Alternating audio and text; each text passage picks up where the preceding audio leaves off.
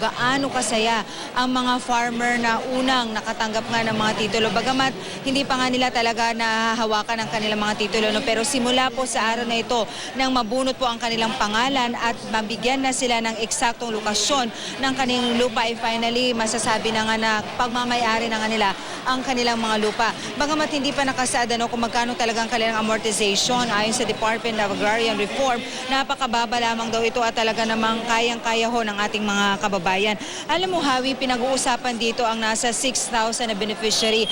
Ito po yung dumaan sa masusing proseso na isinagawa po ng Department of Agrarian Reform sa dami po ng mga beneficiary nitong lupa nga. No? Pinag-uusapan po natin dito ang 4,100 hectares po na lupain ng Hacienda Luisita, dahil ang 4,000 hectares nito, Hawi, ay tinatawag po na common area. Ito yung gagamitin ng lahat. Gagamitin ho ito para sa kalsada, sa lagoon, sa mga access road po na magagamit rin ho ng ating mga beneficiary. Ang nagiging proseso dito, Hawi, alam mo, pinaliwanag nga sa atin ng DAR kung bakit kailangan nilang isagawa ang raffle, dahil ito raw ang kilalang naiisip na mas pinaka-transparent at pinaka-fair po para sa lahat ng beneficiary. Dahil hindi naman ho nangangahulugan na porke sino ang mga nasa posisyon na o sino yung mga namumuno sa mga organisasyon na nagkapaglaban ay yan na mabibigyan ng pabor. Hawi, kasi ito, alam mo, itong 4,100 na hektarya para sa kalaman na rin ng ating mga kababayan, dinistribute po ito, pinaghiwa-hiwalay ho ito para ang bawat benepisyaryo ay makakatanggap po ng 6,600 square meter. At yan po ay sa raffle po, doon ho nakalagay ang pangalan ng benepisyaryo at doon din nakalagay o naka-indicate kung saan specifically ang kanyang location doon sa lupa. Merong mga nag-manifest dito na pinagbigyan naman po ng DAR, tulad na lamang halimbawa ng mga magkakamag-anak, kung gusto po nilang magkakatabi ang kanilang lupa, pinagbigyan po sila. So maliban po sa mga individual ang pangalan na nabubunot dito, meron din po mga nabubunot sa raffle na grupo. Ito yung mga magkakamag-anak nga po na nag-signify ng kanilang intensyon na magkakatabi po sila.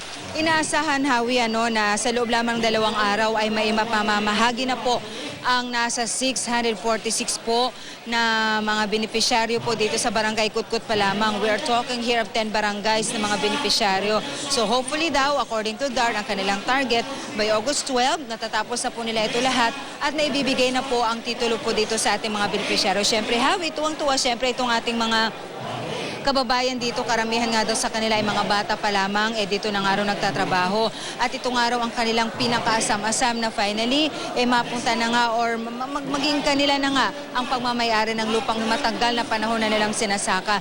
Ilan nga sa kanila ay nawala na raw ng pag-asa, pero nung finally nga ay paboran nga ng Korte Suprema ang desisyon noong 2011, nabahayan po sila ng pag-asa. Bagamat matagal-tagal na panahon daw ang kanilang hinintay bago finally dumating ang araw na ito na talagang may pamamahagi na ang mga lupa, kumbaga napawi naman daw ang haba ng panahon ng kanilang pagkikipaglaban.